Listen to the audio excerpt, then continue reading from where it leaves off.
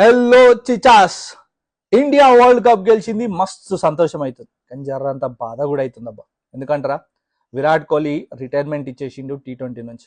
This was going to be my last T20 World Cup playing for India. It's time for the next generation to take over.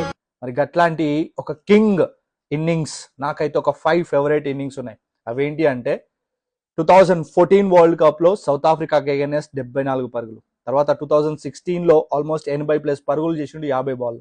తర్వాత super best ఏంది అని అంటే తన century వచ్చింది, అది కూడా చాలా రోజుల తర్వాత ఏషియా కప్ లో ఆఫ్ఘనిస్తాన్ కి అగైనెస్ట్. నెంబర్ 4 ఏది అంటే పాకిస్తాన్ మీద ఇట్లా స్టేట్ 6 కొట్టి మ్యాచ్ గెలిపిస్తాడు చూసిన ఆ innings. Last but not least ఏంది అంటే 17 సంవత్సరాల తర్వాత India T20 world cup lift చేసింది అంటే కారణం తన ఇన్నింగ్స్.